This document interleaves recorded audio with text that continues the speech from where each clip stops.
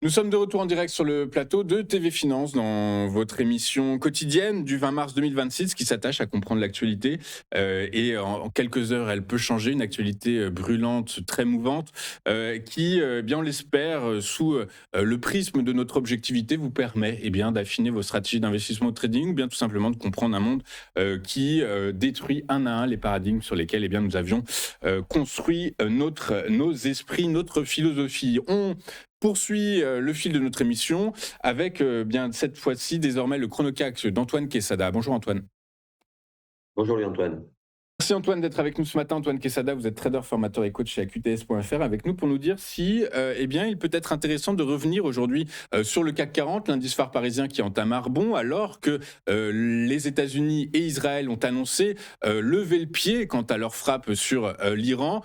Benjamin Netanyahou a très clairement dit qu'il ne viserait plus les infrastructures énergétiques de la région iranienne. Évidemment, c'est censé rassurer les marchés. Ceci étant, on a également appris hier en fin de journée, c'est passé un peu sous les radars, je ne l'ai pas repris dans mes actus, mais en tout cas, les États-Unis et leurs alliés ont commencé à lancer une offensive autour du détroit d'Ormuz pour le libérer des infrastructures militaires iraniennes pour, dans un deuxième temps, commencer à escorter les navires par ce détroit. Donc voilà, les choses sont en train de se mettre en place petit à petit. Ils ont envoyé des avions et des hélicoptères de combat qui, alors petite précision, volaient à très basse altitude justement pour être encore plus précis. Résultat, ce matin, le Brent et le WTI perdent un peu de terrain. C'est très léger, moins 1,16% pour le Brent à 107,39 $. On est toujours au-delà des 107 $, moins 1,7% pour le WTI à 93,89 $. Les marchés apprécient, le CAC 40 rebondit.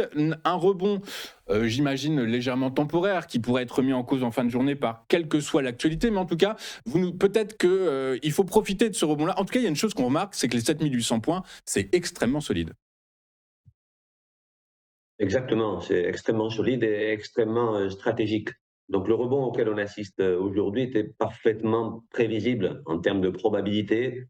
Je l'évoquais la semaine dernière, c'est ce qu'on appelle un double appui, qu'on verra tout à l'heure sur le graphique en journalier. Un double appui, c'est-à-dire que le marché revient sur les plus bas que l'on a connus il y a le 9 mars exactement, parce que 7800 effectivement est costaud. Donc qu'est-ce qui justifie ce rebond d'un point de vue technique? C'est tout simplement les personnes qui étaient exposés à la baisse ou qui misaient sur la baisse ou qui avaient vendu à découvert, ce que je déconseille toujours de faire dans une tendance qui n'est toujours pas encore baissière de moyen long terme, toutes ces personnes qui se sont retrouvées donc à espérer enfoncer les 7800 la semaine dernière, le 9 mars, se retrouvent à l'envers, c'est-à-dire se retrouvent en perte, ce rebond qui était parfaitement explicable ces derniers jours, puisqu'on est allé chercher pratiquement les 8100 points. Donc ce rebond, il a été stoppé, anéanti par un retour sur le 7800. Qu'est-ce qui se passe dans ces cas-là? Ceux qui sont en perte à 7800 parce qu'ils ont joué la baisse et parce que le marché monte au lieu de descendre comme ils l'auraient espéré, si le marché leur redonne la possibilité de revenir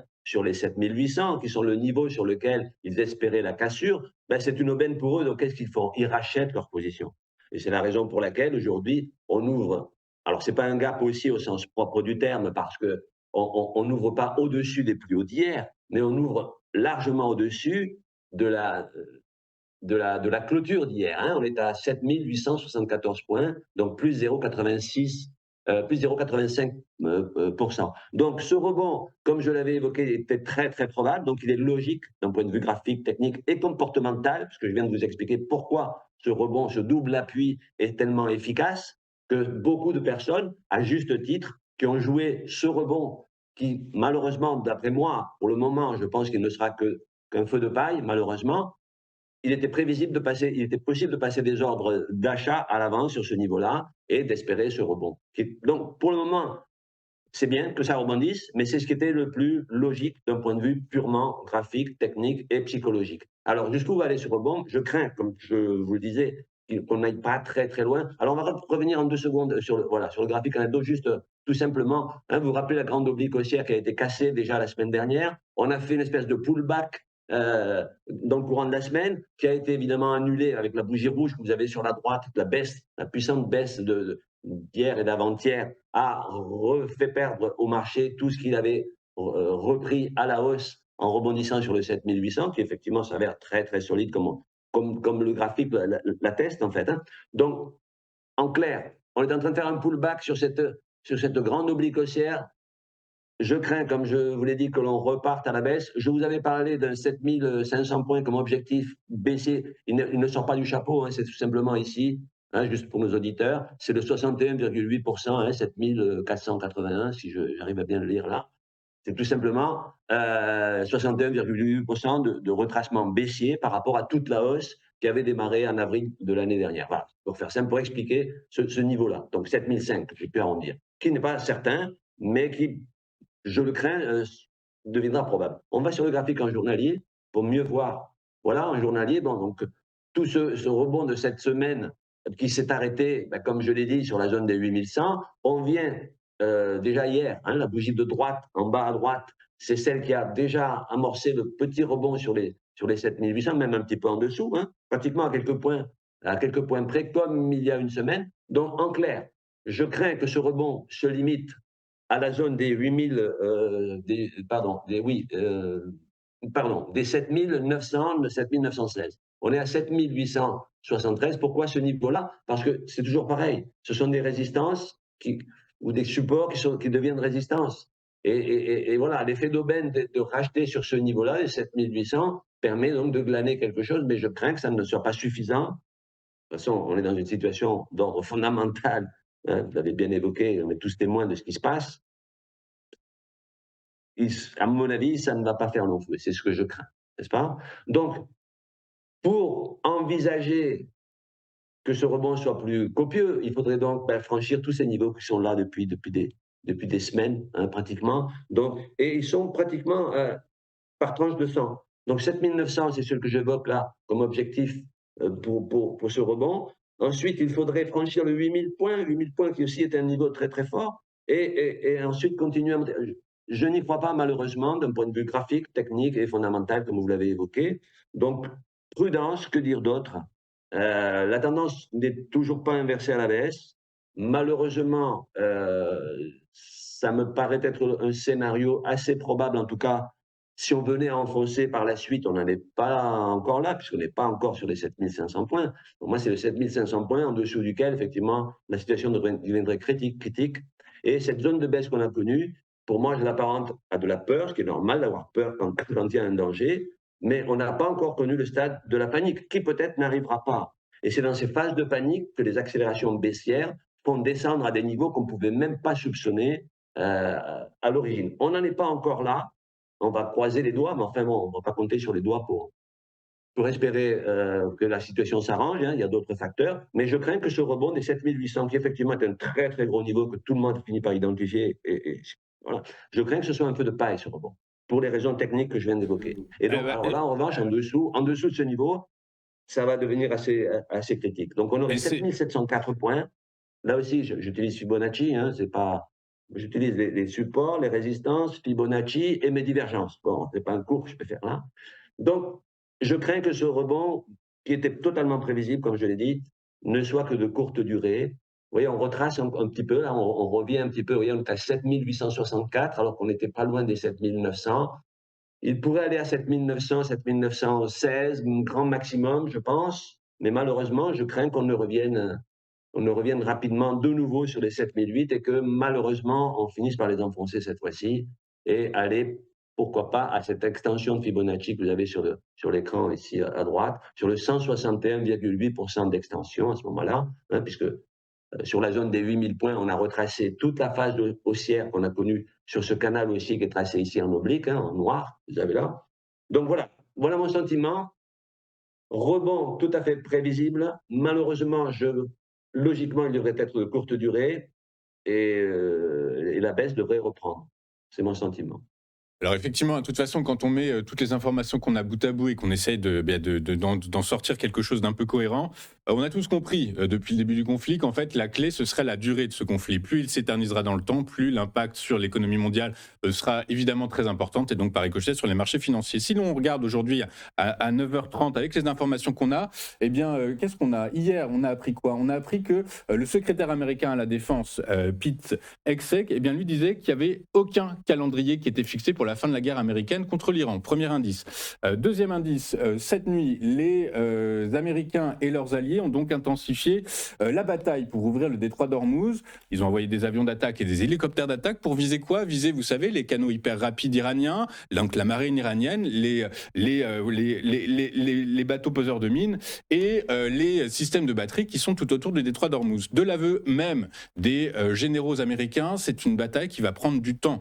Deuxième indice, donc a priori on est sur une unité de temps longue. Et enfin, qu'est-ce qu'on a appris ce matin? C'est les analystes financiers de Saudi Aramco, les modélisateurs, les économistes, qui modélisent actuellement l'évolution du cours du baril de pétrole, de Brent. Eh bien, ils l'ont modélisé à $180 le baril si le conflit dure jusqu'à fin avril. Donc l'unité de temps est là. Potentiellement, on est quand même sur quelque chose qui est en train de s'enliser. Et donc, par conséquent, le scénario du pire est peut-être à envisager à l'heure actuelle, d'autant plus que les banques centrales qui se réunissaient hier, les principales banques centrales qui se sont réunies hier et avant-hier, eh bien, on dit très clairement que la guerre en Iran était un choc inflationniste et qu'il fallait désormais attendre d'avoir plus de données pour pouvoir avoir de la visibilité, que tout se ferait au jour le jour. Donc, en fait, tout le monde est dans les starting blocks et tout le monde redoute le scénario du pire actuellement.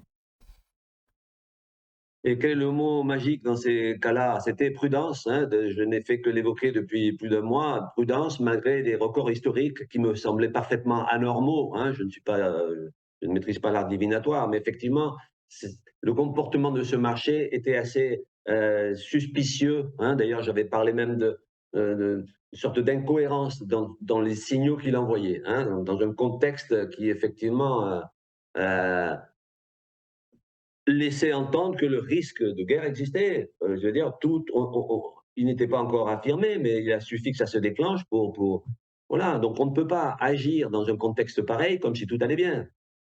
Et Et puis, on n'est alors, et puis pas surtout, donc, devin. tout On attend que continue, la situation s'arrange et tout à ce continue ce moment-là, on matin. interviendra le moment venu. Donc on On s'allège apprend. dans ces cas-là. Tout continue ce matin. On apprend donc l'Iran et Israël sont donc depuis 5 heures du matin. Hein, c'est hyper bien documenté. C'est l'avantage qu'on a aujourd'hui, c'est qu'on est hyper bien documenté. Mais donc en tout cas, Israël, il y a des sirènes qui résonnent à Jérusalem toutes les heures à cause de missiles qui viennent de l'Iran. Tsahal frappe actuellement le régime syrien. Et puis on apprend également qu'un haut responsable du Basiji, le Basiji, c'est les renseignements des gardiens de la Révolution, donc un haut responsable qui aurait été éliminé, c'est Tsahal qui nous l'apprend à l'heure actuelle. Donc voilà, il va y avoir une réponse.